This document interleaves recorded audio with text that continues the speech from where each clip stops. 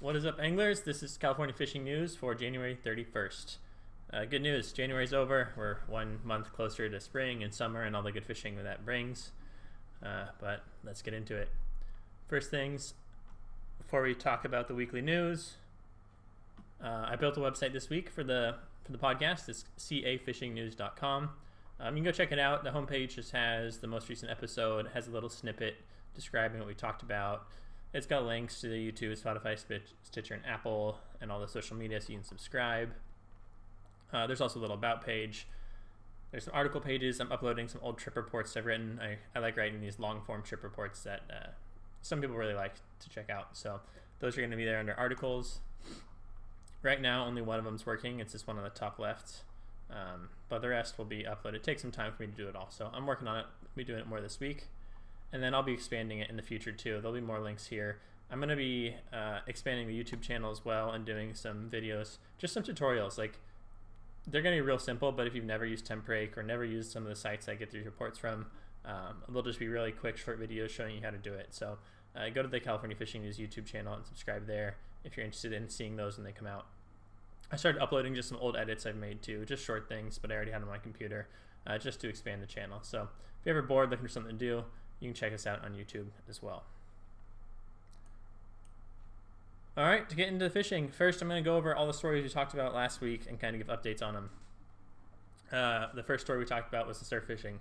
There was not as many reports last week, mainly I think due to the high surf. There was some really big waves, some head high wave, great for surfers, not great for surf fishermen. That being said, there were still people out there getting them, and still a bunch of perch being caught and some other stuff as well. I learned a couple things I wanted to mention this week. One, it is the breeding season for these barred surf perch. So a lot of the big ones you're going to be catching are female and they're pregnant. That means some people like to release them. You know, they're still legal to take. I don't think the barred surf perch population is any threat. So if you catch one and you want to eat it, it's no big deal. But one guy said they will, out of stress, sometimes have their babies, like if you throw them in a bucket, and those can technically be counted towards your limit. So let's say you caught 4 big females, throw them in your bucket, and they release some babies in your bucket. All of a sudden, you have more than 10 perch in your bucket, and the DFW could technically cite you. So it's just something to be aware of. If you don't know how to tell the difference between a male and female surf perch, I didn't know, I just learned. Basically, you look at their anal fin. It goes from their butt back to their tail. And the males, right in the middle, has a little notch in it. You can see here if you're watching it. And the females, that anal fin has no notch in the middle. It's like one continuous fin. So you can just Google male versus female barred surf perch, or look at the YouTube version if you're listening to this if you want to learn how to tell. But that way you at least are informed. If you want to release the females, you can. If you want to keep them, there's no judgment here if you keep an illegal fish, but do be aware about the possible over limit if they have their babies in your bucket. The other thing I want to talk about surf fishing is I was talking to a gentleman online this week, and he uses sidewinder crabs for bait. Sidewinder crabs are those little crabs you see all over the jetties and rocks in Southern California. We used to catch them as a kid with a string and hot dog, and they pinch on, then you flip them into a bucket, and we do that for hours as a kid. But apparently they make pretty decent bait. You want to use the ones that are on the smaller side, and then you hook them underneath. There's like a little V, and you hook them through that, coming up through the top of them. But apparently perch love them, and I'm sure a bunch of other species would eat them too. So I just thought that was interesting because I'm familiar with most of the normal baits people use: sand crabs, squid, shrimp, bloodworms, ghost shrimp. But I never thought about using those crabs. Apparently you can catch 35 of them. So it's another option I'm definitely going to try next time I go have some time and go catch some bait before I go surf fishing. Moving on, the next story we talked about last week was the halibut fishing. There's still some halibut fishing happening good inshore. People don't talk about it much because they don't school up. It's not like something, where they're not like a pelagic species where people don't mind talking about where the tuna are sometimes because they're moving a lot and all the boats work together to kind of keep an eye on them. However, that being said, I still saw at least 3 good ones posted, so there's a bunch more being caught that weren't posted. Here's a photo of one.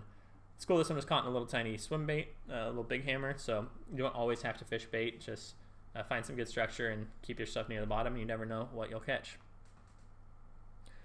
The next story, winter yellowtail. I didn't, again, hear much about that, but there was at least one. This is Brothers Sport Fishing. You can find them on Instagram and Facebook, and they took out this couple gentlemen, this kid, on the 24th, so a week ago today. It was on last Friday, and they said they went 3 for 5 on hookups of these nice grade. They look like 15, 18 pound yellowtail. So it's cool. They're definitely still out there. Probably not much has changed. Some days they show more than others. But it's good to know at least somebody got them, and I'm sure other people got them too. But again, it's winter. People don't like posting about their bites and all that. So, but if you pay attention and you keep an eye out, ear on the ground, you can find out about some of this stuff. Oh, that's why you tune into the podcast, hey. Next story about the party boats. There's no real change because, I mean, there won't be really until March 1st when Rockfish is opener. The Yellowtail did show better at Colonet this weekend. Some boats didn't get any. The Pacific got 10, and then the Pacific Voyager was down there on a charter, and they got full limits, like 90 of them for 18 anglers. So, you know, Marco's captain of the Pacific Voyager, just showing why he's, you know, one of the best and how it's almost impossible to get on that boat. They're chartered all season. Rarely do an open party, maybe one a year, but if you ever get a chance to hop on that boat, I'd highly recommend it. The crew's great. Mark's great. So who knows? Maybe they got lucky. Mark is also one of the first captains in the Southern California fleet that had the side imaging and the downsand sonar, or the sonar on his boat, so he is one of the best at it. But that being said, the other captains are good too. You know, it's conditions, timing, luck, all that plays into it. But good to know there was at least one big score, and then, you know, the Pacific Queen still got 10 of them. Besides that, still plenty of the big lingcod and rockfish happening down there too. You're guaranteed to usually get a bunch of those. So real nice lingcod. Lingcod are one of the best eating fish in the sea, so great chance to go catch some of those. As far as the more local boats, it's still kind of a mix. You can see there's mainly, I mean, perch being caught, sand bass, sand dabs, sculpin, a few calicos here and there, mainly shorts, but some boats will get in some legal calicos as well. If you're watching this is from 976 Tuna, and if you go to the top and look at fish counts, and then you can pick the day here, and then it shows you a little bar graph of the different species that were caught. It does take shorts into account here, so it looks like, wow, 95 lobsters were caught, but it was 95 lobsters total caught, 83 of those were short and released, and 12 were kept. So the same for the calicos. It says 41 calicos were caught, but 26 of those were shorts, and 15 were legals, so those are the ones that they kept. But it's nice if you're ever wondering. And then underneath it breaks down by the landing. So if you're wondering what your local landing did, you can come down here and check and see by the day what they're catching. Not every boat or every landing is on 976. You have to be a sponsor of 976 to have their accounts posted there, but a vast majority of them are. So it's a good place to check and keep up to date. Moving on, largemouth. As far as Southern California goes, I'm never going to talk about spots really, unless it's like, you know, big news and someone catches a 17-pounder or something. But there has been whispers of some fish moving up a little bit already. You know, it was a lot of fish from 20 to 30 to even deeper feet of water, and now I've heard some in the 10 to 15 feet of water. You know, we get it. It doesn't take long for water to warm up here. If you get a few of those nice 75-degree days and a lot of sunshine, that water heats up a couple degrees, and the fish start moving up. So it's good to know if you don't have a boat or you fish from shore. You definitely got a chance to catch some fish. Just go out there and give it a shot. For Northern California bass fishing, I just want to highlight, if you're on YouTube, you probably have seen these guys, Tactical Bassin. They're excellent. They fish Clear Lake a lot, and they make these really good, really informative videos. They did one this week. I don't watch a ton of them, but I watched a couple this week I really enjoyed. One was about crankbaits in winter. Crankbait tricks for winter and early spring bass fishing, and they go on a run here where they're fishing one spot and they just go back to back to back to back, and they're burning these deep diving crankbaits in the middle of winter. So it's really cool in winter. Everyone thinks you really have to slow down, and I mean, that's a good way to catch fish, but they show you can definitely get on a reaction bite if the conditions are right. The other one I really liked was this one. It is how to catch bass with plastic worms, but it's underwater footage.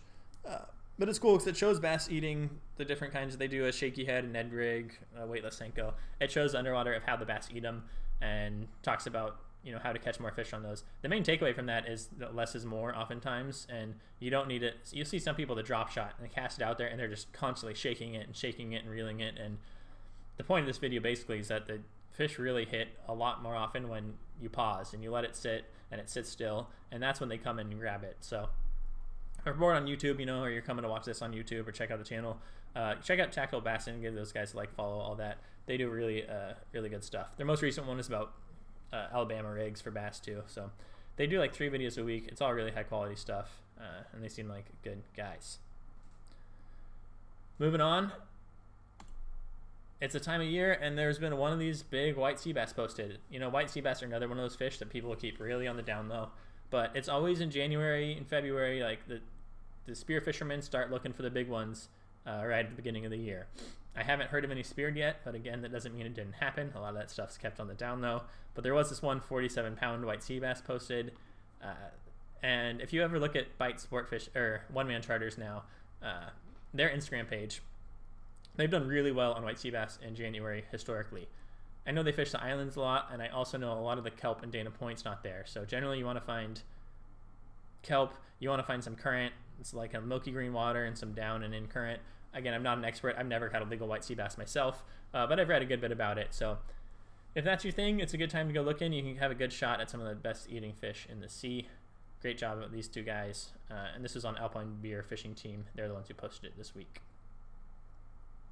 Next, I just wanted to take a look at temp rate because we didn't talk about it last week, and it's always good to stay caught up on it.